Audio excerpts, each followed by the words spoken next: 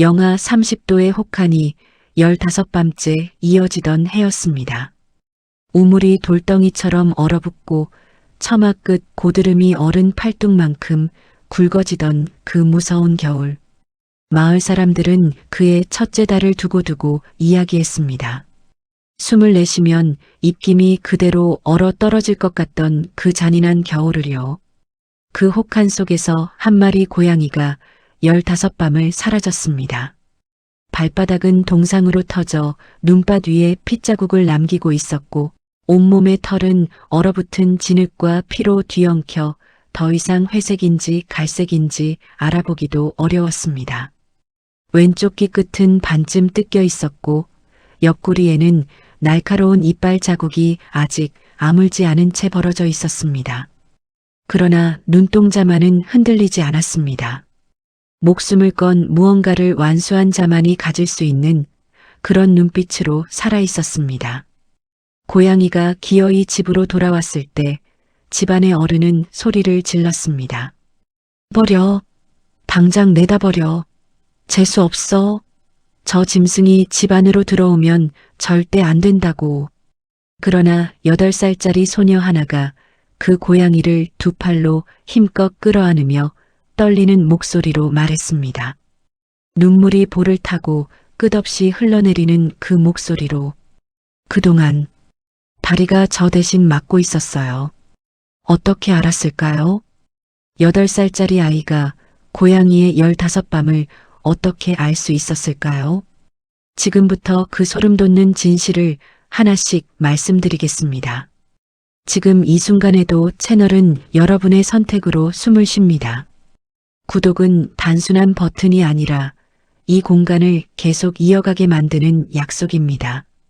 좋아요 하나는 제작진에게는 계속 들려달라는 강력한 신호입니다. 잠깐의 터치로 이야기는 멈추지 않고 이어집니다. 지금 바로 함께 해주세요. 당신의 참여가 야담 한 모금을 계속 살아 숨쉬게 합니다. 조선 헌종 연간 충청도 어느 산자락 아래 자리한 윤참봉 댁은 한때 마을에서 가장 따뜻한 집이었습니다. 봄이면 사랑채 창 너머로 매화 향기가 흘러 담장을 넘었고 여름이면 앞마당 우물가에서 아낙들의 웃음소리가 이웃집까지 들렸습니다. 가을거지가 끝나면 곳간 가득 황금빛 나달이 쌓였고 겨울에도 화롯불이 꺼지는 법이 없어 하인들조차 언손을 녹이며 콧노래를 흥얼거렸습니다. 그러나 그것은 3년 전의 이야기입니다. 지금 이 집에서 따뜻한 것이라곤 부뚜막 위에 홀로 타고 있는 불씨 하나뿐이었습니다. 곳간은 텅 비었고 하인들은 하나둘 떠났습니다. 사랑채 창호지는 찢어진 채 바람에 펄럭이고 있었고 마당 한 구석 우물은 돌덩이처럼 얼어붙어 있었습니다. 집안의 주인 윤참봉이 포청에 끌려간 뒤 이 집은 서서히 죽어가고 있었습니다. 그리고 다리가 사라진 지 15번째 날이었습니다. 15번째 날 이경이 막 지난 무렵이었습니다. 외채 마당 한 구석 집단 뒤에 소리가 쪼그려 앉아 있었습니다. 8살 소리. 입술이 파랗게 얼어붙을 정도로 추운 밤이었지만 소리는 일어날 생각이 없었습니다. 무릎을 두 손으로 감싸 안고 호흡이 하얗게 피어오르는 어둠 속을 바라보았습니다. 소리 옆에는 차갑게 식은 밥그릇이 하나 놓여 있었습니다. 다리를 위한 밥이었습니다. 15번째 날 아침에도 손 떼지 않은 채 그대로인 그 밥. 소리는 그것을 내다버리지 않았습니다. 낮에 외숙모 강씨가 밥그릇을 발로 차며 소리쳤습니다. 죽었다고. 이 추위에 15날을 버텼겠냐고. 어딘가 얼어 죽었을 거라고. 이름도 다시는 입에 올리지 말라고. 그러나 소리는 확신하고 있었습니다. 다리가 오늘 밤 돌아올 것이라는 것을. 딱히 이유가 있는 건 아니었습니다. 그냥 알았습니다. 가슴속 어딘가에서 작은 불씨 같은 것이 따뜻해지는 감각. 그것이 다리가 살아있다는 신호였습니다. 어릴 적부터 소리에게는 그런 감각이 있었습니다. 소리의 능력은 이러했습니다. 동물의 눈을 바라보면 그 동물이 지금 무엇을 느끼는지가 가슴속으로 직접 전해졌습니다. 말로 설명하기 어려운 감각이었습니다. 마치 맑은 물에 돌멩이를 던지면 파동이 사방으로 번지듯이 동물의 마음이 소리의 가슴속으로 파동처럼 밀려들었습니다. 그리고 동물의 몸에 손을 얹으면 그 동물이 보아온 것들이 소리의 눈앞에 그림처럼 펼쳐졌습니다. 처음에는 소리 자신도 이것이 무엇인지 몰랐습니다. 3살 때 마당의 닭이 오늘 알을 낳지 못했다며 버럭 화를 내는 머슴에게 소리가 말했습니다. 어제 뱀이 지나간 자리에 닭이 놀라서 그런 거라고. 아버지가 깜짝 놀라 물었습니다. 내가 어떻게 알았냐고. 소리는 닭의 눈을 보면 알 수 있다고 했습니다.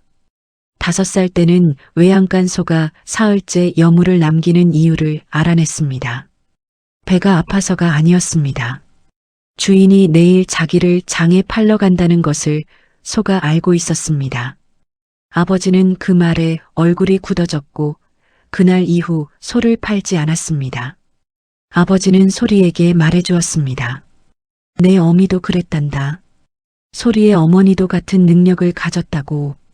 동물과 눈을 마주치면 그 마음이 전해지고 몸에 손을 얹으면 기억이 보였다고. 아버지는 그 말을 할 때마다 목소리가 살짝 잠겼습니다. 소리는 어머니의 얼굴을 알지 못했습니다. 소리를 낳다 세상을 떠났으니까요.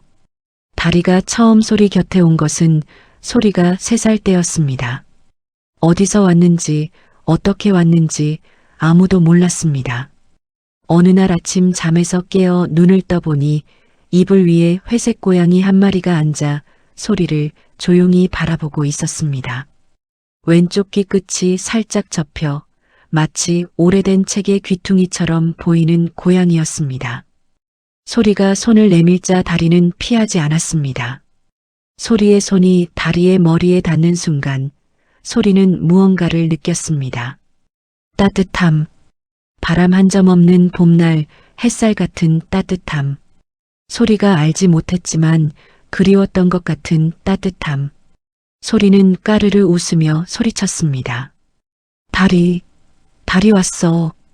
아버지가 왜 다리라는 이름을 붙였냐고 물었을 때 소리는 대답했습니다. 다리한테서 달빛 냄새가 나요. 아버지는 그 말에 오래도록 아무 말도 하지 못했습니다.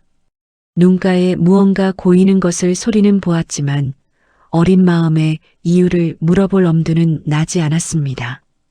그 뒤로 다리는 소리의 그림자처럼 곁에 있었습니다. 소리가 울 때는 이불 위에 와서 앉았고 소리가 잠들면 베개 옆에 웅크렸습니다. 소리가 아프면 다리도 밥을 먹지 않았고 소리가 웃으면 다리도 꼬리를 흔들었습니다.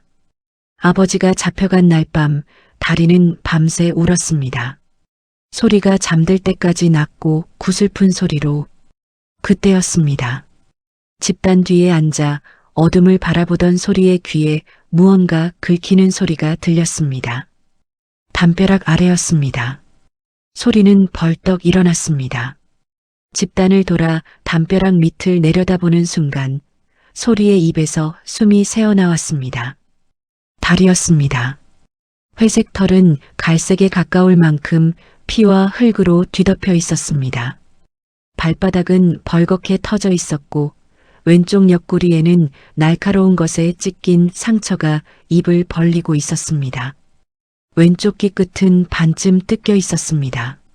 숨을 쉴 때마다 흉곽이 불규칙하게 오르내렸고 눈은 반쯤 감겨 있었습니다. 그러나 소리와 눈이 마주치는 순간 다리의 눈이 또렷하게 열렸습니다. 살아 있었습니다. 살아서 돌아왔습니다. 소리는 달려가 다리를 2팔로 끌어올렸습니다.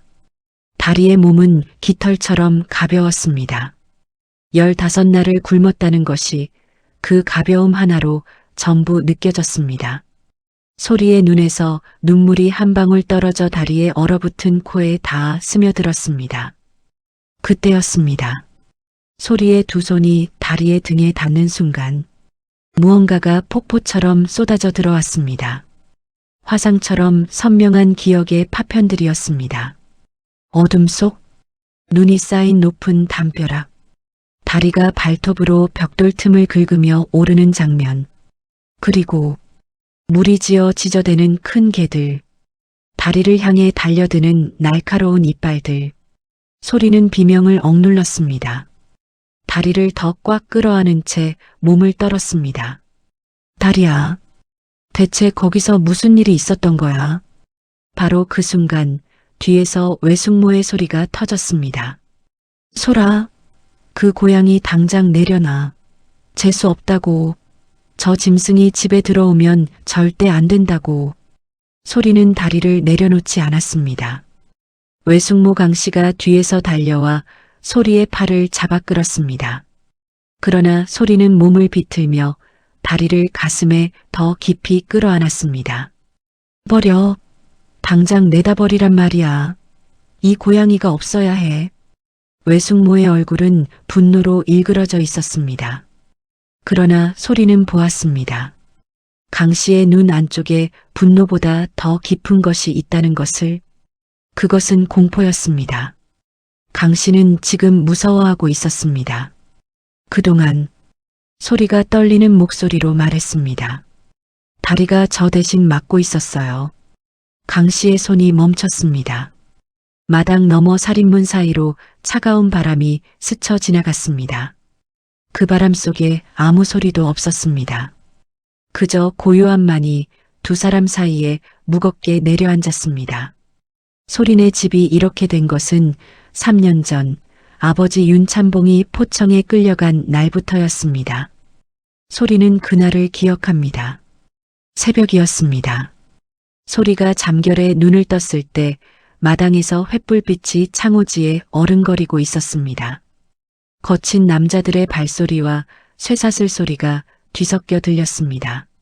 소리가 문을 열고 나갔을 때 아버지는 이미 포졸 둘에게 두 팔이 묶인 채 마당 한가운데 서 있었습니다. 포졸들이 아버지를 끌고 대문 쪽으로 걷기 시작했습니다. 소리는 달려가 아버지의 등에 매달렸습니다. 아버지, 아버지, 가지 마세요. 아버지. 아버지는 몸을 비틀어 소리를 돌아보았습니다. 그리고 떨리는 손으로 소리의 손을 뿌리쳤습니다. 그 손이 떨리고 있었다는 것을 소리는 기억합니다. 뿌리치는 것인지 손을 잡으려는 것인지 알 수 없는 손짓이었습니다. 소라, 아비는 곧 돌아온다. 겁내지 마라. 대문이 닫혔습니다. 소리는 그 자리에서 한참을 서 있었습니다. 어둠 속에서 멀어지는 발소리가 들렸습니다. 다리가 소리 발 앞에 와서 앉았습니다. 소리는 다리를 안고 마당 한복판에 주저앉아 새벽까지 울었습니다. 죄목은 관청 곡식을 빼돌린 것이었습니다. 그러나 소리는 알았습니다. 아버지는 그런 사람이 아니었습니다. 아버지는 가을이면 소작인들 몫을 먼저 챙기고 남은 것만 곳간에 넣던 사람이었습니다. 흉년이 들면 자기 논의 벼를 먼저 내어 굶주린 소작인들을 먹였습니다. 겨울이면 마을 아이들이 신발 없이 다닌다는 이야기를 들으면 창고를 열었습니다. 가죽신까지는 못 되어도 집신이라도 만들어 나눠주었습니다. 그런 아버지가 관청 곡식을 빼돌릴 이유가 없었습니다. 그러나 아버지를 믿어주는 사람은 아무도 없었습니다. 이학규가 움직였기 때문이었습니다. 이학규, 그 이름을 처음 들은 것은 소리가 4살 때였습니다. 마을에서 가장 큰 기와집에 사는 대감이라고 했습니다. 아버지와는 먼 친척 관계라고 했습니다. 이따금 아버지가 그의 집을 찾아가거나 그가 우리 집을 방문했는데 그때마다 소리는 이상한 감각을 느꼈습니다. 동물들이 천재지변이 오기 전에 느끼는 그 감각. 차갑고 서늘하고 무언가 잘못되었다는 경보. 소리는 이학규의 눈을 한 번도 제대로 바라보지 않았습니다. 무서워서가 아니었습니다. 그 눈이 너무나 비어 있어서였습니다. 사람의 눈에는 반드시 무언가가 있습니다. 슬픔이든 기쁨이든 분노든 피로든 어떤 형태로든 살아온 세월이 눈 안에 쌓여 있기 마련입니다. 그러나 이학규의 눈에는 아무것도 없었습니다. 오래전에 모든 것이 말라버린 우물처럼 가득 차 있는 것처럼 보이지만 실은 텅 비어 있는 그런 눈이었습니다. 아버지가 잡혀가던 날 저녁 이학규가 직접 집으로 찾아왔습니다. 기름진 미소를 띠고 외숙모 강씨 앞에 앉아 말했습니다. 윤참봉이 없는 동안 제가 이 집안을 돌봐드리겠습니다. 집안 문서는 제가 안전하게 보관해 드리지요. 그날부터 집안의 토지 문서와 재산 목록이 이학규의 손에 넘어갔습니다. 그리고 그 뒤로 집안의 소작 수입은 절반으로 줄었고 하인들은 하나둘 떠났습니다. 소리는 이학규가 돌아간 뒤 혼자 방에 앉아 생각했습니다. 저 사람이 아버지를 그렇게 만든 것이라고. 그러나 8살 아이가 할 수 있는 일은 없었습니다. 외숙모 강씨는 소리의 어머니 쪽 인척이었습니다. 외지에서 과부로 살다 소리 아버지의 배려로 이 집에 의탁하게 된 여인이었습니다. 아버지가 잡혀간 뒤 집안을 지키는 어른이 없으니 자연스럽게 안살림을 맡게 된 것이었습니다. 소리는 강씨를 어려워했습니다. 강씨는 자주 타박을 놓았습니다. 소리가 먼지 묻힌 손으로 밥을 먹으려 하면 손목을 탁 쳤고 찬바람 속에 나가 다리를 부르면 방으로 끌어들이며 야단쳤습니다. 표정이 차가웠고 말이 날카로웠습니다. 그러나 소리는 알았습니다. 강씨는 무서운 사람이 아니었습니다. 무서운 척하는 사람이었습니다. 소리가 열이 높아 며칠씩 앓을 때 강씨는 밤새 소리 곁을 지켰습니다. 소리가 잠든 척하면서 눈을 가늘게 떠보면 강씨가 소리의 이마를 조심스럽게 짚으며 약을 갈아주는 모습이 보였습니다. 소리가 눈을 뜨면 강씨는 손을 빠르게 거두며 아무렇지 않은 척했습니다. 뭘 봐. 빨리 나아야 밥이라도 해먹지. 소리는 그런 강씨가 좋았습니다. 그날 밤 소리는 다리를 안고 외채 방으로 숨어들었습니다. 강씨는 따라오지 않았습니다. 소리는 뜨거운 물에 적신 천으로 다리의 발바닥과 옆구리를 조심스럽게 닦아냈습니다. 다리는 가끔 낮게 소리를 냈지만 소리의 손을 피하지 않았습니다. 다리의 발바닥을 다 닦고 기름을 발라주다가 소리는 무언가를 발견했습니다. 다리의 목 아래 소리가 5살 때 직접 만들어 달아준 작은 배 목걸이. 그 목걸이가 무언가로 불룩하게 부풀어 있었습니다. 이전과 달랐습니다. 소리는 목걸이를 손가락으로 눌러보았습니다. 딱딱한 감촉, 종이 같은 것이 안에 접혀 들어 있었습니다. 소리는 조심스럽게 목걸이를 풀었습니다. 목걸이 안쪽을 뜯어보니 기름종이가 겹겹이 접혀 있었고 그 속에 손가락 2마디만 한 크기의 종이 한 장이 들어 있었습니다. 소리는 그것을 꺼내 조심스럽게 펼쳤습니다. 글씨가 써 있었습니다. 아주 작고 가늘고 힘이 없는 글씨로. 그러나 확실하게 읽을 수 있는 글씨였습니다. 소리는 그 글씨를 보는 순간 온몸의 털이 곤두섰습니다. 그것은 소리가 한 번도 본 적 없는 필체였습니다. 그러나 이상하게도 아는 글씨처럼 느껴졌습니다. 이학규가 가진 동쪽담 셋째 벽돌 뒤를 보아라. 소리는 그 종이를 오래도록 바라보았습니다. 이학규, 아버지를 빼앗아간 사람, 집안 문서를 가져간 사람. 이 글씨가 이학규의 것이라면 이것은 함정일 수 있었습니다. 그러나 이 글씨가 이학규의 것이 아니라면, 그렇다면 누가 이것을 다리 목걸이에 넣어둔 것일까요? 언제, 어떻게? 소리는 다리를 바라보았습니다. 다리는 소리를 보고 있었습니다. 눈을 깜빡이지 않고 소리는 천천히 손을 들어 다리의 등에 얹었습니다. 눈을 감았습니다. 그리고 기억이 흘러들어왔습니다. 첫 번째 밤의 기억이었습니다. 눈이 내리기 시작하던 날 밤, 소리가 잠든 뒤 다리는 창문 틈으로 몸을 빠져나왔습니다. 달빛 아래 반짝이는 눈밭을 가로질러 마을 동쪽으로 향했습니다. 이학규 대감댁, 마을에서 가장 높고 튼튼한 돌담이 두른 기와집. 다리는 담 아래 멈추어 서서 위를 올려다보았습니다.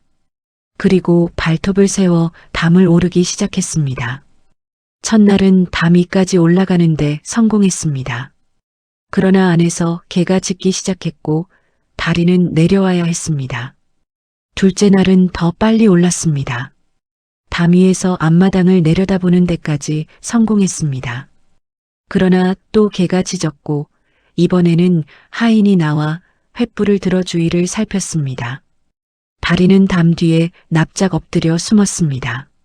셋째 날 밤 다리는 담을 올라 마당 안으로 뛰어내렸습니다. 그리고 그 순간 집안에서 키우는 커다란 사냥개 2마리가 달려들었습니다. 소리는 다리의 기억 속에서 그 장면을 보며 신음을 삼켰습니다. 다리가 놀라 담 쪽으로 도망치는 동안 개 1마리가 왼쪽 옆구리를 물었습니다. 다리는 다시 담을 타고 겨우 빠져나왔습니다. 그러나 다리는 다음 날 밤에도 돌아왔습니다. 그 다음 날에도 개에 물려 옆구리가 터지고 귀가 뜯겨도 다리는 포기하지 않았습니다. 소리는 기억 속에서 보았습니다. 다리가 무엇을 보고 있는지를. 이학규댁 동쪽 담, 셋째 벽돌. 다리는 그것을 향해 달려가려고 했습니다. 그러나 개들이 막았습니다. 개들을 피해 돌아가려 해도 하인들이 나왔습니다. 14번째 밤까지 다리는 14번 시도하고 14번 실패했습니다. 그리고 15번째 밤, 마침내 다리는 성공했습니다. 15번째 밤의 기억이 또렷하게 펼쳐졌습니다. 다리는 새벽 3경을 기다렸습니다. 개들이 가장 깊이 잠드는 시각이었습니다. 다리는 마을 뒷산 쪽에서 어떤 풀을 찾아 몸에 문질렀습니다. 개의 코를 혼란스럽게 만드는 냄새를 가진 풀이었습니다. 다리는 그 풀 냄새를 온몸에 묻히고 담을 넘었습니다. 개들이 소리를 내지 않았습니다. 다리는 눈밭을 가로질러 동쪽 담으로 달려갔습니다. 셋째 벽돌. 다리는 발톱으로 벽돌을 긁었습니다. 조금씩 움직였습니다. 다리는 입으로 물어당겼습니다. 벽돌 뒤에는 작은 틈이 있었습니다. 그 틈 속에 기름종이에 쌓인 무언가가 들어 있었습니다. 다리는 그것을 꺼내 이로 물었습니다. 그리고 달렸습니다. 죽으림을 다해 집으로 향해 달렸습니다. 소리는 눈을 떴습니다. 뺨이 눈물로 가득 젖어 있었습니다. 다리는 소리의 무릎 위에서 조용히 눈을 감고 있었습니다. 소리는 목걸이에서 꺼낸 종이를 다시 바라보았습니다. 이학규가 가진 동쪽 담 셋째 벽돌 뒤를 보아라. 그렇다면 다리는 이것을 벽돌 뒤에서 꺼내온 것이었습니다. 그렇다면 이 글씨는 대체 누가 쓴 것이며 언제부터 거기 있었던 것일까요? 소리는 다시 다리에게 손을 얹었습니다. 이번에는 다리의 기억 중 가장 오래된 것을 찾았습니다. 그리고 소리는 그 기억 속에서 한 번도 본 적 없는 사람을 보았습니다. 어두운 방, 촛불이 하나 켜져 있었습니다. 한 여인이 자리에 누워 있었습니다. 얼굴이 창백하고 힘이 없었습니다. 그러나 눈빛은 또렷했습니다. 다리가 그 여인에게 다가가자 여인은 다리의 머리를 두 손으로 감쌌습니다. 그 손이 심하게 떨리고 있었습니다. 소리는 그 여인의 얼굴을 한 번도 본 적이 없었습니다. 그러나 알 수 있었습니다. 그것이 어머니라는 것을. 기억 속의 어머니는 힘겹게 다리를 불렀습니다. 다리가 다가가자 어머니는 다리의 머리를 손으로 감쌌습니다. 그 손이 심하게 떨리고 있었습니다. 얇고 차가운 손이었습니다. 그러나 다리의 머리를 감싸는 감촉만큼은 온기가 있었습니다. 다리야. 어머니의 목소리는 바람처럼 가늘었습니다. 내가 곧 떠나야 할 것 같아. 다리가 어머니의 손에 얼굴을 부볐습니다. 이학규 그자가 우리 집안을 빼앗으려 하고 있어. 남편을 속여서 문서를 위조해서 내가 직접 남편에게 알리려 했지만 남편은 믿지 않았어. 혈육이니까. 혈육이 그럴 리 없다고 했지. 어머니는 힘겹게 상체를 일으켰습니다. 다리의 목걸이를 풀어 안감 속에 접어넣은 종이를 밀어 넣었습니다. 이것은 증거야. 내가 직접 찾아낸 것이야.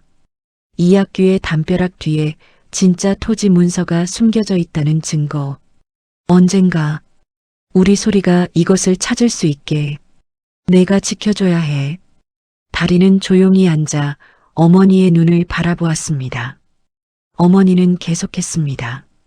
다리야, 나는 소리가 태어나면 나처럼 동물의 마음을 느끼는 아이가 될 것을 알아. 그러니 소리가 크면 때가 되면 소리가 내 기억에서 이 사실을 알아낼 수 있을 거야. 어머니의 눈가에서 눈물이 흘렀습니다. 그때 다리가 소리를 도와줘. 내가 해주어야 할 것들을. 내 곁에서 내가 안아주어야 할 것들을. 내가 없는 동안 내가 대신해줘. 다리는 어머니의 손등에 코를 가져다 댔습니다. 그리고 다리야. 소리 대신 먼저 가는 일도 두려워하지 마. 소리 곁을 지키다가 소리가 혼자서도 충분히 설 수 있게 되면 그때 편안하게 가도 돼. 어머니의 숨소리가 가빠졌습니다.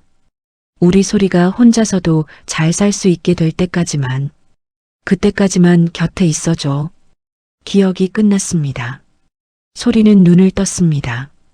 한참 동안 움직이지 못했습니다. 방 안에는 다리의 불규칙한 숨소리와 소리의 울음소리만 있었습니다. 소리는 그제야 알았습니다. 다리가 왜 처음부터 소리 곁에 왔는지를, 다리가 왜 소리가 올 때마다 곁에 앉았는지를, 다리가 왜 소리가 아프면 밥을 먹지 않았는지를, 어머니가 세상을 떠나기 전 다리에게 부탁했기 때문이었습니다. 내가 있어야 할 자리에 내가 있어줘. 소리의 눈물이 다리의 털 속으로 하염없이 스며들었습니다. 다리야, 그동안 얼마나 힘들었어. 얼마나 외로웠어. 다리는 소리의 품에서 조용히 눈을 떴습니다. 그리고 소리를 바라보았습니다. 그 눈빛이 말했습니다. 외롭지 않았어. 내 곁에 있었으니까. 그때 방문이 열렸습니다. 강 씨였습니다. 강 씨는 들어와 방 안을 살피더니 소리 옆에 조용히 앉았습니다. 다리를 바라보았습니다. 다리의 상처난 귀를, 터진 발바닥을, 벌어진 옆구리를 한참을 바라보다 강 씨가 말했습니다. 고양이가 이학규 댁에 갔다 왔느냐? 소리가 고개를 끄덕였습니다. 강 씨는 긴 숨을 내쉬었습니다. 그래서 내 다리를 버리라고 한 거야? 소리가 물었습니다. 강 씨는 잠시 침묵했습니다. 그러다가 오른손으로 저고리 깃을 여미었습니다. 소리는 그때 보았습니다. 강 씨의 목에 남아있는 손자국. 길고 파랗게 멍든 손자국. 누군가 강 씨의 목을 쥐었던 흔적이었습니다. 소리는 강 씨의 목을 바라보았습니다. 강 씨는 소리의 눈길을 느끼고 저고리 깃을 더 높이 여몄습니다. 그러나 이미 보였습니다. 감출 수 없었습니다. 누가 그랬어요? 강 씨는 대답하지 않았습니다. 소리는 다리 목걸이에서 꺼낸 종이를 강 씨의 눈앞에 내밀었습니다. 강 씨는 그것을 보는 순간 얼굴이 하얗게 질렸습니다. 그것을 보고 소리는 확신했습니다. 강 씨는 이미 이 글씨를 알고 있었습니다. 어디서 났냐? 다리 목걸이에서요. 강 씨는 빠르게 사방을 살폈습니다. 부엌 창문 밖을 내다보고 살인문 쪽을 살폈습니다. 그러고는 낮게 속삭였습니다. 소라, 이것을 아무에게도 보이지 마. 알겠냐? 누구한테 숨겨야 해요? 이학규한테. 강 씨는 소리의 손목을 잡고 방 안으로 끌어들였습니다. 문을 걸어 잠근 뒤 강 씨는 한참을 침묵했습니다. 그러다 천천히 입을 열었습니다. 소라, 외숙모가 다리를 버리라고 한 이유를 알고 싶으냐? 소리는 고개를 끄덕였습니다. 강 씨는 긴 숨을 내쉬었습니다. 사흘 전 이학규 대감 쪽 사람이 여기 왔었다. 밤에 내가 자고 있을 때. 소리는 기다렸습니다. 그자들이 말했다. 집안의 고양이를 없애라고. 고양이가 이학규 대감 댁 근처에 얼씬거리면 이 집에 불을 지르겠다고. 그리고 강 씨의 손이 저고리 깃으로 올라갔습니다. 나를 이렇게 만들었다. 소리의 입안이 바짝 말랐습니다. 그래서 외숙모가 다리를 버리려 한 거예요? 저를 지키려고? 강 씨는 대답하지 않았습니다. 그러나 눈가에 무언가 고였습니다. 소리는 알 수 있었습니다. 강 씨가 다리를 버리려 한 것은 다리 때문에 소리가 위험해질까봐 두려웠기 때문이라는 것을. 그렇다면 왜 이학규는 이 고양이를 없애려 하는 걸까요? 소리가 물었습니다. 강 씨는 잠시 고민했습니다. 이 고양이가 그 담 근처를 맴돈다는 것을 알았을 거야. 그리고 혹시라도 담벼락 뒤에 숨겨진 것을 누군가 찾을까봐 두려웠겠지. 담벼락 뒤에 무엇이 있어요?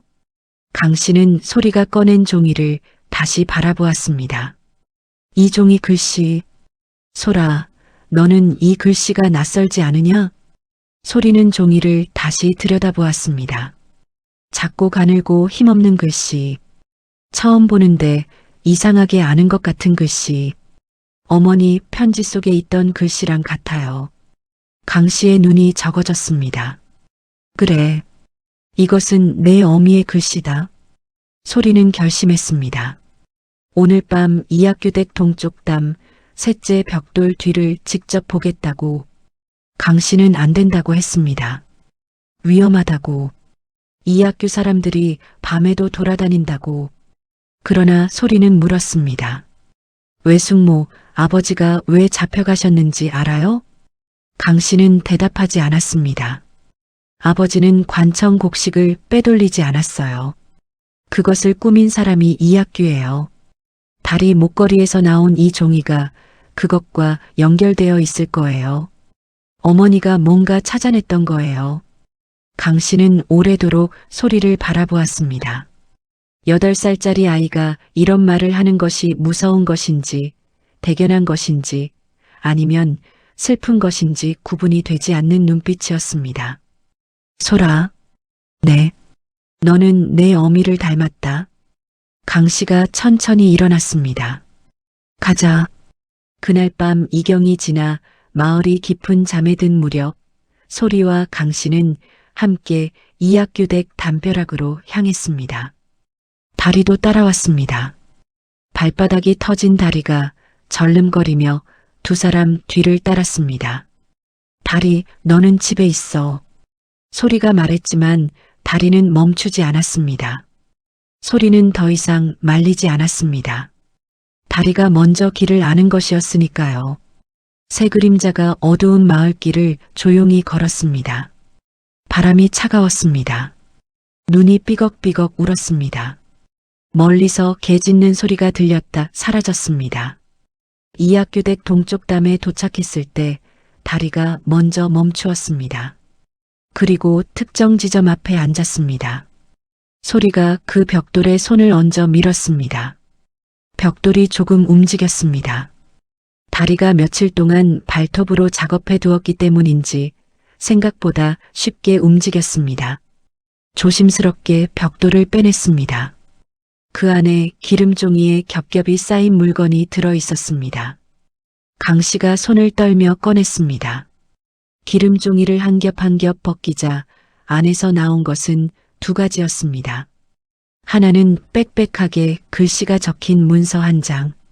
다른 하나는 작은 옥으로 만든 도장이었습니다. 강 씨는 문서를 펼쳐들고 횃불빛에 비추었습니다. 읽는 사이 강 씨의 손이 점점 더 심하게 떨렸습니다. 소라, 뭐예요? 이것은 이학규가 위조한 토지 문서야. 내 아버지 이름을 지우고 자기 이름을 적어 넣은 것이야. 소리는 숨을 멈췄습니다. 그리고 이옥 도장은 내 집안의 진짜 인장이야. 이것과 이 문서가 있으면 위조된 문서가 가짜라는 것을 증명할 수 있어. 즉, 내 아버지가 누명을 쓴 것이라는 증거가 되는 거야. 소리는 그 말의 의미를 천천히 이해했습니다. 어머니가 이것을 찾아냈습니다. 이학규가 위조한 문서의 증거와 진짜 인장. 어머니는 이것을 이학규의 담벼락 뒤에 숨겨두었습니다. 그리고 다리 목걸이에 그 위치를 적어 넣었습니다. 언젠가 소리가 이것을 찾을 수 있도록. 그런데 소리는 생각했습니다. 어머니가 이것을 직접 찾아냈다면 왜 아버지에게 바로 알리지 않았을까요? 왜 이것을 이 담벼락 뒤에 숨겨두고 다리 목걸이에 위치를 적어 넣어야 했을까요? 그렇다면 어머니는 직접 나설 수 없는 상황이었다는 뜻이었습니다.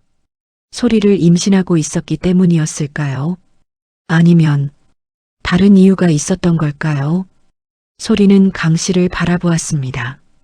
강 씨는 문서를 접어 품 안에 넣으며 소리의 손을 잡았습니다. 소라, 이것을 제대로 된 관청에 전달해야 해. 그러나 이 고을 관청은 이학규와 결탁해 있어서 소용없어. 그럼 어디로 가야 해요? 강 씨는 잠시 망설였습니다. 암행어사, 왕이 보낸 어사가 이 일대를 돌고 있다는 소문이 있어. 그것을 찾아야 해. 집으로 돌아오는 길이었습니다.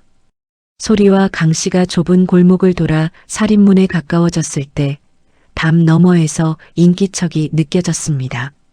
다리가 갑자기 걸음을 멈추며 털을 곤두세웠습니다. 소리도 멈췄습니다. 다리는 절대 이유 없이 그러지 않았습니다. 강 씨가 소리의 팔을 잡아 끌었습니다. 빨리 들어가.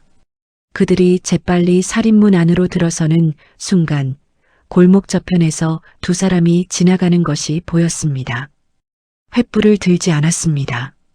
발소리를 죽이고 있었습니다. 이학규가 보낸 사람들이었습니다. 소리는 다리를 꼭 안고 숨을 죽였습니다. 그들이 지나간 뒤 소리는 다리의 얼굴을 바라보았습니다. 다리는 소리를 바라보고 있었습니다. 우리가 이 일을 끝내야 한다는 것을 다리도 알고 있었습니다. 문서를 손에 넣은 다음 날 아침, 소리는 이학규가 보낸 사람들이 집으로 왔다는 것을 알았습니다. 건장하고 눈빛이 차가운 사내 둘이 살인문 밖에 서 있었습니다. 그들은 강 씨에게 말했습니다.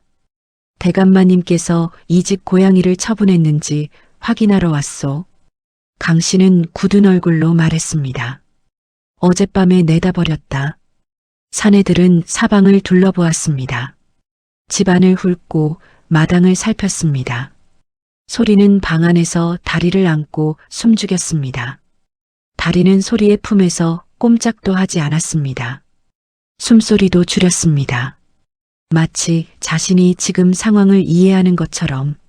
사내들은 오래 있다 돌아갔습니다. 그 발소리가 멀어진 뒤에도 소리는 오래도록 다리를 놓지 않았습니다. 다리야, 우리 이것을 끝내야 해. 다리가 소리를 올려다보았습니다. 그날 오후 마을에서 뜻밖의 소문이 퍼졌습니다. 옥에 갇혀있던 윤참봉의 건강이 크게 악화되었다는 소문이었습니다. 전해온 말에 따르면 옥 안에서 제대로 먹지 못하고 추위에 시달리다 폐가 나빠져 봄이 오기 전에 목숨을 잃을 수도 있다는 이야기였습니다. 소리의 손에서 힘이 빠졌습니다. 문서를 가지고 있어도 소용없었습니다. 이것을 제대로 된 관청에 전달하지 않으면 아버지는 그냥 옥에서 세상을 떠나는 것이었습니다. 그 고을 관청은 이학규와 결탁해 있었습니다. 수령 이하 아전들까지 이학규의 돈을 받아먹고 있었습니다. 소리는 생각했습니다. 암행어사. 아버지가 살아계실 때 했던 말이 떠올랐습니다. 소라, 이 나라에 백성의 억울함을 들어주는 어사가 있단다. 신분을 숨기고 전국을 도는 왕의 눈과 귀, 그들이 있는 한 아무리 힘 있는 자도 죄를 짓고 살 수 없단다. 암행어사가 지금 어디에 있는지 누가 알겠습니까? 그날 밤 소리는 다리의 눈을 바라보았습니다. 다리야, 암행어사가 어디 있는지 알 수 있어? 다리가 소리를 바라보다 천천히 몸을 일으켰습니다. 그리고 방문 쪽을 향해 걷기 시작했습니다. 소리는 다리를 따라갔습니다. 다리가 안다는 것을 알았습니다. 다리는 집 밖으로 나와 마을 북쪽 방향으로 걸었습니다. 절름거리면서도 멈추지 않았습니다. 소리는 다리 뒤를 따르며 생각했습니다. 다리는 어떻게 아는 것일까요? 15밤을 마을을 돌아다니는 동안 다리는 많은 것을 보았을 것이었습니다. 낮에 사람들의 눈에 띄지 않는 것들도. 다리는 마을 북쪽 주막 쪽으로 향했습니다. 주막에는 낯선 나그네 하나가 혼자 탁자 앞에 앉아 있었습니다. 행색은 초라했습니다. 낡은 도포의 해진갓, 옆에 놓인 바랑도 볼품 없었습니다. 그러나 소리는 알아보았습니다. 그 사람의 눈빛이 보통이 아니라는 것을. 다리가 그 앞에 가서 멈췄습니다. 나그네는 다리를 내려다보다가 소리를 올려다보았습니다. 이 고향이 내 것이냐? 소리는 고개를 끄덕였습니다. 무슨 일이냐, 아이야? 소리는 품에서 문서와 인장을 꺼내 그 앞에 내려놓았습니다. 나그네의 눈빛이 달라졌습니다. 나그네는 문서를 펼쳐 읽기 시작했습니다. 읽는 사이 그의 눈빛이 처음의 무심함에서 점점 날카로워졌습니다. 이 문서를 어디서 얻었냐? 이학규 대감댁 담벼락 뒤에서요. 다리가 가져왔어요. 나그네는 다리를 바라보았습니다. 다리는 그의 눈을 피하지 않았습니다. 그리고 이옥 도장은? 우리 집 인장이에요. 이학규 대감이 빼앗아간 진짜 도장이에요. 나그네는 잠시 침묵하다가 물었습니다. 아비가 윤참봉이냐? 네. 나그네의 입가에 아주 미세한 변화가 생겼습니다. 그것은 미소가 아니었습니다. 결심이었습니다. 이 고양이의 발바닥이 다 터졌구나. 얼마나 되었냐? 소리가 말했습니다. 15밤이요. 나그네는 다리를 오래도록 바라보았습니다. 그리고 소리에게 말했습니다. 나를 따라오거라. 그들은 주막 뒷방으로 들어갔습니다. 방 안에는 이미 3명의 사내가 있었습니다. 모두 초라한 행색이었지만 눈빛이 예사롭지 않았습니다. 나그네는 소리를 안치고 말했습니다. 나는 박어사라 하는 자다. 이 고을 일대를 살피러 온 암행어사이지. 소리는 놀라지 않았습니다. 다리가 이 사람에게 자신을 데려왔다면 이 사람이 답이라는 것을 알았습니다. 이학규에 대한 첩보는 이미 가지고 있었다. 그러나 결정적인 증거가 없었어. 내가 가져온 이것이 바로 그 증거다. 박어사는 문서를 들어보였습니다. 이학규는 내 아버지를 모함했을 뿐만 아니라 관청의 수령과 아전들에게 뇌물을 주어 가짜 증거를 꾸몄다. 이 위조 문서와 진짜 인장이 있으면 모든 것을 뒤집을 수 있다. 소리는 고개를 끄덕였습니다. 아버지를 살려주세요. 박어사는 소리를 바라보았습니다. 살려주겠다. 그러나 소리야, 내가 한 가지 더 물어볼 것이 있다. 박어사가 목소리를 낮추었습니다. 이학규가 왜 내 아버지 집안을 노렸는지 아느냐? 소리는 고개를 저었습니다. 단순히 땅이 탐나서가 아니었다. 소리는 기다렸습니다. 윤참봉 집안은 겉으로는 평범한 양반 집안이지만 실은 100여 년 전 왕실의 먼 외척으로서 봉작을 받은 집안이다. 그 봉작과 함께 내려진 특별한 땅이 있는데 그것이 지금 이학규가 빼앗으려 하는 바로 그 땅이야. 소리의 눈이 커졌습니다. 왕실에 외척이요? 그렇다. 그리고 그것만이 아니야. 박어사는 잠시 말을 멈추었습니다. 이학규는 사실 윤참봉의 이복 동생이야. 방안이 조용해졌습니다. 이복 동생이요? 그래. 윤참봉의 아버지가 서출로 낳은 아들이지. 이학규는 어릴 때부터 모든 것이 적자인 윤참봉에게 돌아가는 것을 보며 자랐어. 같은 아버지의 자식인데 하나는 대접받고 하나는 없는 자식 취급받으며 자란 것이지. 소리는 처처히 이해했습니다. 이학규는 소리 아버지의 이복 동생이었습니다. 그 원한이 결국 이런 일을 꾸미게 만든 것이었습니다. 그렇다면 이학규는 저한테 있어서 피 한 방울 섞인 셈이 되지. 그러나 피가 섞였다고 해서 죄가 덮이지는 않는다. 박어사는 소리를 바라보았습니다. 소리야, 이제 나에게 맡겨라. 내 아버지를 반드시 살려내겠다. 다리는 소리의 발 앞에 앉아 있었습니다. 소리는 다리를 내려다보았습니다. 어머니가 시작한 일을 다리가 이어받았고 다리가 이어받은 일을 소리가 이어받았습니다. 이제 그것이 박어사에게 닿았습니다. 끊어지지 않았습니다. 그러나 일은 소리가 생각한 것처럼 순탄하게 흘러가지 않았습니다. 박어사가 움직이기 직전 이학규의 사람들이 먼저 움직였습니다. 이학규는 이미 소리가 자신의 담벼락 뒤를 뒤졌다는 사실을 알아챈 것이었습니다. 담벼락에 심어두었던 감시자가 소리와 강씨를 보았던 것입니다. 새벽 강씨 집 살인문이 쾅 하고 열리며 장정 5~6명이 들이닥쳤습니다. 그 계집아이와 고양이를 내놔라. 강씨가 몸으로 막아섰습니다. 이게 무슨 짓이냐? 이학규 대감 심부름으로 왔느냐? 시끄럽다. 비켜. 사내 하나가 강씨를 밀쳤고 강씨는 바닥에 쓰러졌습니다. 소리는 다리를 안고 뒷문으로 빠져나왔습니다. 차가운 새벽 공기가 뺨을 때렸습니다. 소리는 달렸습니다. 다리를 안고 어두운 새벽 골목을 달렸습니다. 뒤에서 발소리가 쫓아왔습니다. 소리는 마을 북쪽 언덕을 향해 달렸습니다. 박어사와 만나기로 한 장소가 거기였으니까요. 그러나 달리는 중에 다리가 소리의 팔 안에서 이상한 소리를 냈습니다. 낳고 가는 소리.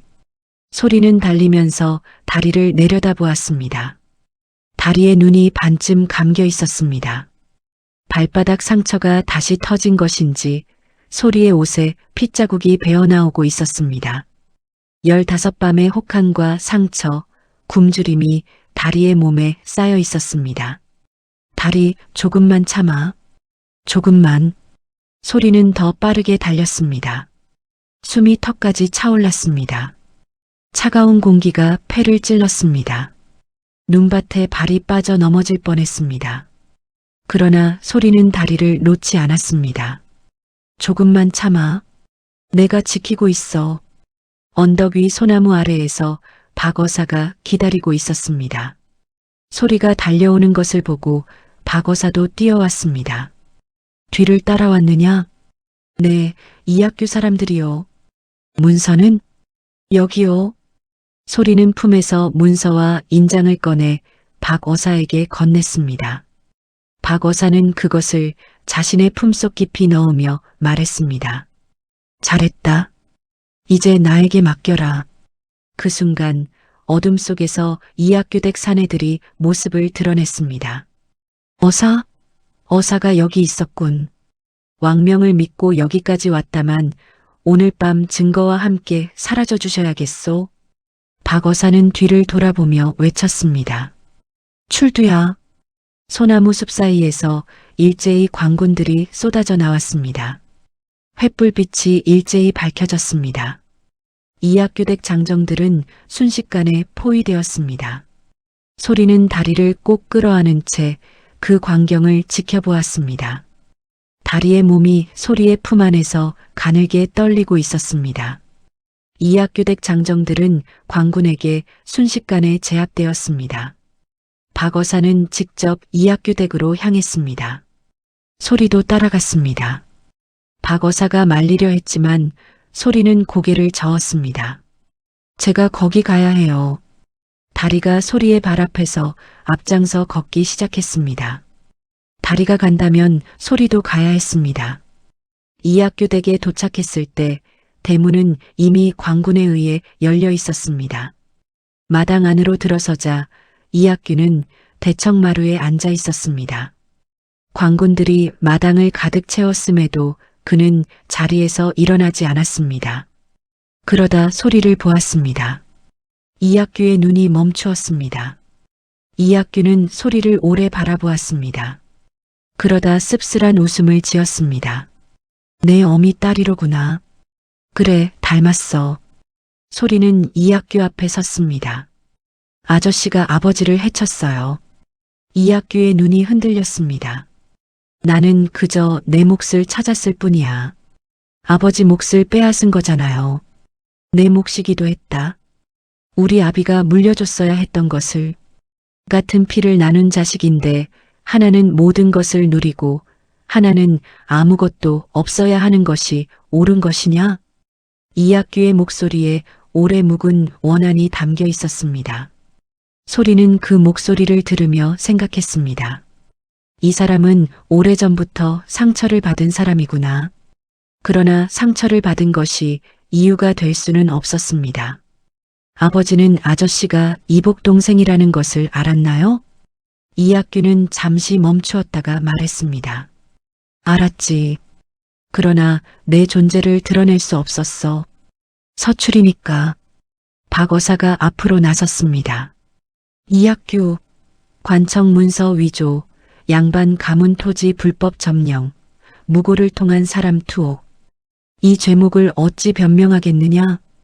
이학규는 박어사를 보며 말했습니다. 증거가 있소? 박어사는 품에서 문서를 꺼내 높이 들었습니다. 이학규의 얼굴에서 피가 빠져나갔습니다. 이것이 원본 문서요. 그리고 이것이 당신이 위조한 문서요. 이 두 문서와 진짜 인장이 있으면 당신의 죄는 명백합니다. 이학규는 오래 침묵했습니다. 그러다 시선이 다리에게 닿았습니다. 다리는 소리의 품에서 이학규를 바라보고 있었습니다.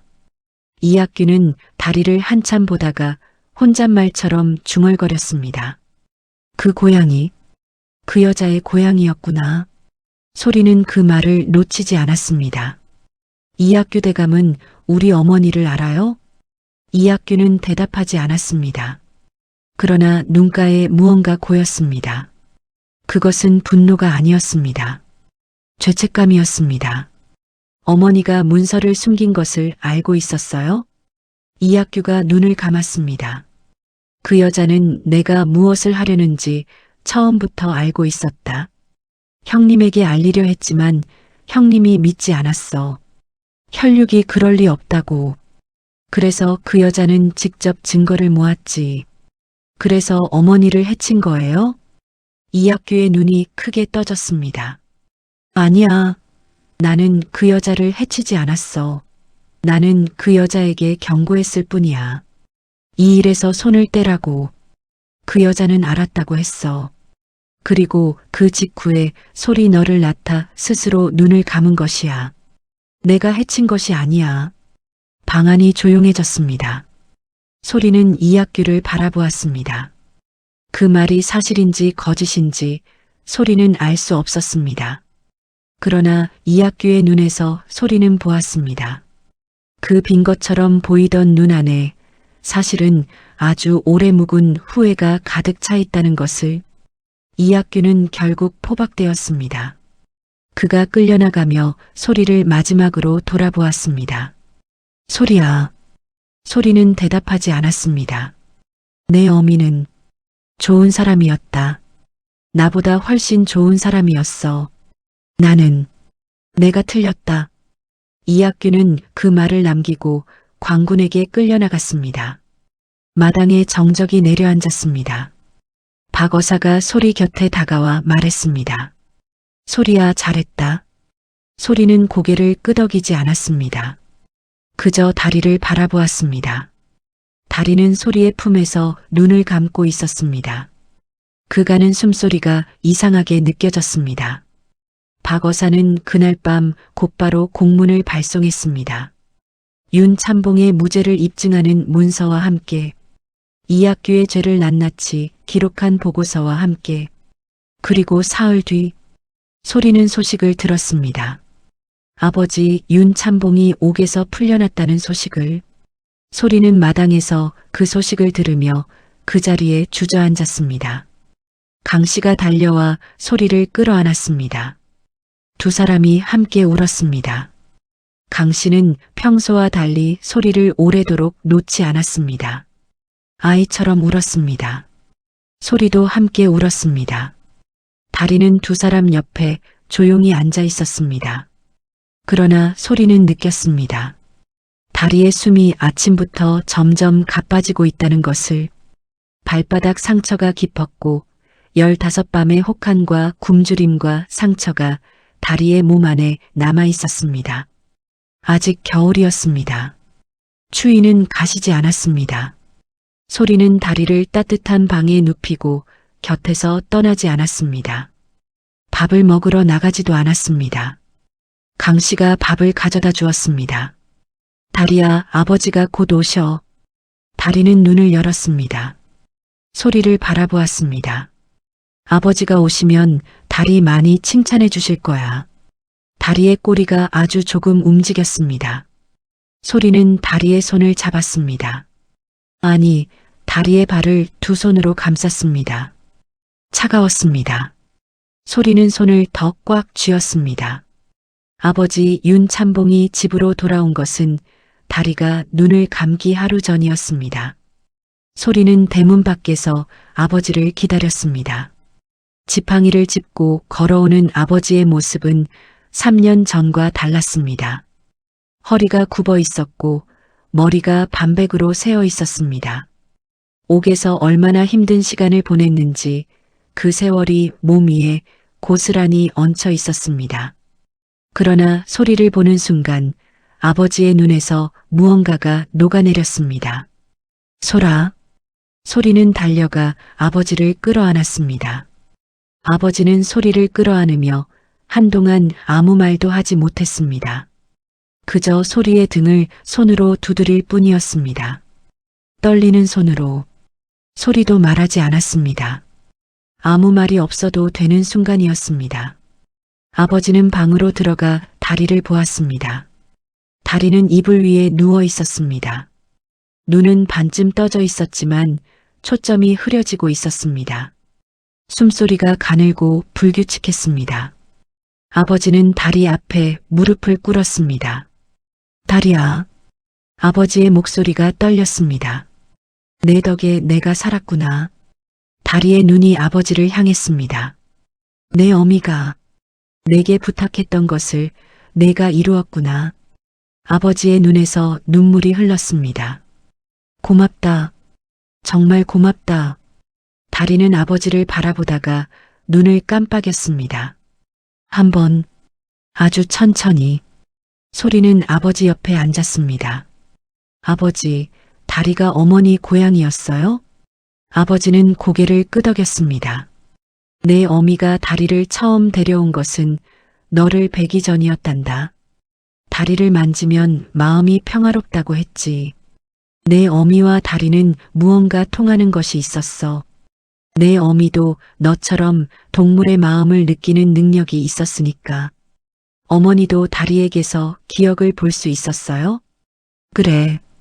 그래서 다리를 매우 아꼈단다. 소리는 다리를 바라보았습니다. 다리는 소리를 바라보고 있었습니다. 소리는 다리의 등에 손을 얹었습니다. 그러자 마지막 기억이 흘러들어왔습니다. 기억 속에서 어머니가 다리를 안고 있었습니다. 다리의 목걸이에 종이를 넣던 그 밤, 어머니는 다리에게 속삭였습니다. 다리야, 우리 소리는 나를 닮아서 너를 이해할 수 있을 거야. 그러니 내가 소리 곁에 있어줘. 내가 있어야 할 자리에. 다리는 어머니의 눈을 바라보았습니다. 어머니는 눈물이 고인 채로 미소를 지었습니다. 그리고 다리야, 언젠가 소리가 혼자서도 충분히 설 수 있게 되면 그때 편안하게 가도 돼. 다리는 어머니의 손등에 코를 가져다 댔습니다. 우리 다시 만나자. 기억이 끝났습니다. 소리는 눈을 떴습니다. 눈물이 볼을 타고 흘러내렸습니다. 다리를 바라보았습니다. 다리의 눈이 소리를 보고 있었습니다.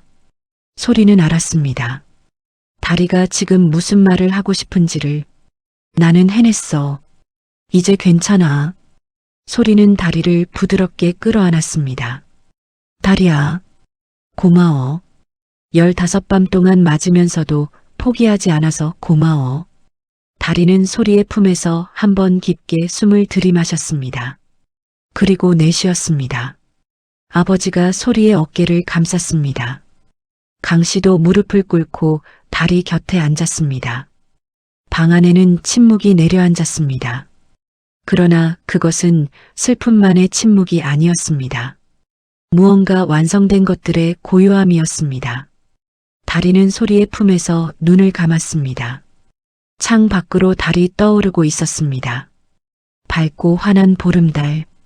소리는 달을 바라보며 생각했습니다. 어머니가 다리에게 부탁했던 것.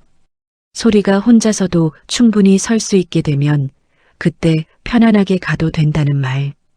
다리는 소리가 혼자 설 수 있게 되었다고 느낀 것이었습니다.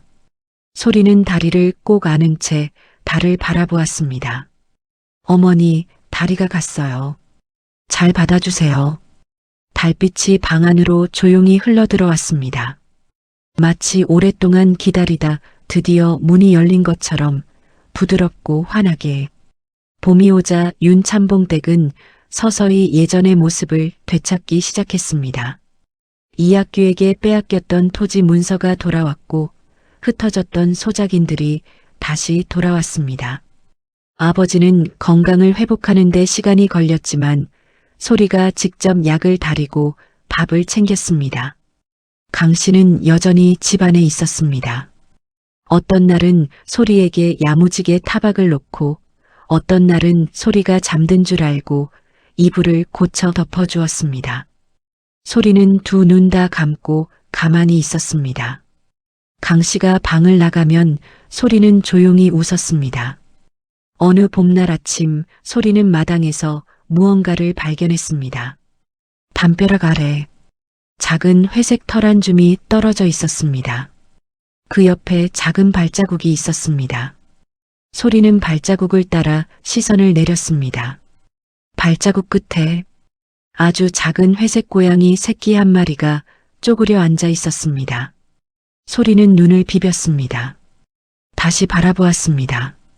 여전히 거기 있었습니다. 왼쪽 귀 끝이 살짝 접혀 있었습니다. 오래된 책의 귀퉁이처럼. 소리는 천천히 쭈그려 앉았습니다. 손을 내밀었습니다. 새끼 고양이가 피하지 않았습니다. 소리의 손에 조그만 코를 가져다 댔습니다. 그 순간 소리는 느꼈습니다. 따뜻함, 바람 한 점 없는 봄날 햇살 같은 따뜻함, 다리에게서 느꼈던 것과 정확히 같은 그 따뜻함이. 소리의 눈에서 눈물이 흘렀습니다. 그러나 얼굴은 웃고 있었습니다. 다리야. 새끼 고양이가 소리를 바라보았습니다. 둥글고 맑은 눈으로. 소리는 고양이를 두 손으로 떠올렸습니다.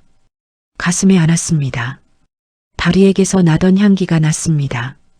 달빛 냄새, 어머니의 냄새. 소리는 고양이를 안고 달을 올려다보았습니다. 달은 환하게 떠 있었습니다. 마치 처음부터 거기 있었던 것처럼, 마치 아무데도 가지 않은 것처럼. 소리는 속삭였습니다. 다리야, 왔구나. 새끼 고양이가 소리의 가슴에 얼굴을 파묻었습니다. 마당에는 봄바람이 불었습니다. 매화 향기가 담장을 넘어왔습니다. 3년 만에 처음으로 윤참봉 댁에 봄이 왔습니다. 이 이야기가 끝이 났습니다. 15밤의 혹한 속에서도 포기하지 않았던 다리처럼 우리 삶에도 때로는 말없이 우리 곁을 지키는 존재들이 있습니다. 우리가 알아채지 못한 사이에 우리 대신 맡고 있던 것들이 있습니다. 우리를 살리기 위해 차가운 담벼락을 오르고 또 오르던 것들이 있습니다. 다리의 이야기가 오늘 여러분의 가슴 한켠을 따뜻하게 어루만져 드렸기를 바랍니다. 다음 이야기에서 다시 만나 뵙겠습니다. 글쓴이 노트. 이 이야기를 쓰는 내내 저는 한 가지 질문을 놓지 않았습니다. 우리는 누군가의 마음을 얼마나 알고 있을까요? 눈에 보이는 것이 전부라고 생각하는 사이 우리 곁에서 말없이 버텨온 것들이 있습니다. 차갑게 굴었던 그 사람이 사실은 우리를 지키기 위해 차가운 가면을 쓰고 있었다는 것을 우리는 뒤늦게야 알게 됩니다. 모진 말 뒤에 숨겨진 떨리는 손을 우리는 그 손이 차가워진 뒤에야 기억합니다. 다리는 말을 하지 못했습니다. 그러나 다리는 15밤 동안 눈밭을 헤치고 담벼락을 오르고 개에게 물리고 귀가 뜯기면서도 포기하지 않았습니다. 왜일까요? 무엇이 그 작은 몸을 움직이게 했을까요? 저는 그것이 어머니의 부탁 하나였다고 생각합니다. 소리 곁에 있어줘. 내가 있어야 할 자리에. 그 부탁 하나가 다리의 15밤을 만들었습니다. 우리 삶에도 그런 존재들이 있지 않았나요? 말하지 않아서 몰랐을 뿐 말없이 우리 대신 무언가를 지고 있던 사람들이 부모님이 아무 말 없이 새벽에 일어나 일하러 나갔던 것이 우리를 위해서였다는 것을 형제가 괜찮다고 웃으며 넘긴 그 순간이 사실은 우리 앞에서 무너지지 않으려 버틴 것이었다는 것을 시니어 어르신들께서 이 이야기를 들으시면서 어떤 분을 떠올리실지 저는 압니다. 평생 말없이 가족을 위해 버텨온 분들, 차갑게 굴어야 했던 이유가 있었던 분들, 약해 보이면 안 된다고 생각해서 속이 썩는 줄 알면서도 강한 척해야 했던 분들, 그분들의 삶이 다리의 15밤과 닮아 있습니다. 소리가 다리의 마음을 알아챘을 때 다리는 꼬리를 흔들었습니다. 그것으로 충분했습니다. 알아주는 것 하나가 그 모든 15밤을 의미 있게 만들었습니다. 오늘 이 이야기를 들으시면서 여러분 곁에서 말없이 다리처럼 버텨온 누군가가 생각나셨다면 오늘 그분께 한마디 건네보시는 것은 어떨까요? 거창하지 않아도 됩니다. 그냥 고마워라는 말 한마디면 충분합니다. 아니면 그 손을 한번 잡아주시는 것만으로도 충분합니다. 다리가 마지막으로 눈을 감을 때 소리의 품 안에 있었던 것처럼 우리도 서로의 품 안에서 마지막을 맞이할 수 있기를 바랍니다. 이학규의 이야기도 생각해 보았습니다. 그는 나쁜 사람이었습니다. 분명히 나쁜 일을 했습니다. 그러나 그도 어릴 때부터 인정받지 못하고 소외된 사람이었습니다. 상처가 결국 그를 그렇게 만든 것이었습니다. 저는 이학규를 용서하자는 말을 하려는 것이 아닙니다. 다만 우리 주변에 이학규처럼 상처를 품고 사는 사람들이 얼마나 많을지 생각해 봅니다. 그 상처가 자기 자신뿐 아니라 주변 사람들을 해치기 전에 누군가 그 사람의 빈 우물 같은 눈을 한 번이라도 제대로 바라봐 주었더라면 어땠을까요? 다리가 새끼 고양이로 돌아온 것. 그것은 제가 이 이야기에서 가장 좋아하는 부분입니다. 끝은 끝이 아니었습니다. 사랑은 사라지지 않았습니다. 형태가 바뀌었을 뿐입니다. 달빛 냄새를 가진 회색 고양이로 왼쪽 귀 끝이 살짝 접힌 채로 다시 소리의 품 안으로 돌아왔습니다. 어쩌면 우리 삶의 이별들도 그럴지 모릅니다. 우리가 그리워하는 사람들이 다른 형태로, 다른 모습으로 우리 곁에 다시 오고 있는 것인지도 모릅니다. 그것을 알아채는 것은 오직 마음이 열린 사람만이 할 수 있는 일입니다. 소리처럼 눈이 아니라 가슴으로 느끼는 사람이라면 오늘 이 이야기를 끝까지 들어주신 여러분께 진심으로 감사드립니다. 여러분의 삶에도 말없이 15밤을 버텨온 달이 같은 존재가 항상 곁에 있기를 바랍니다. 그리고 여러분도 누군가에게 달이 같은 사람이 되어 주시기를 바랍니다. 다음 이야기에서 또 만나 뵙겠습니다. 마이너스 야담한 모금 드림 마이너스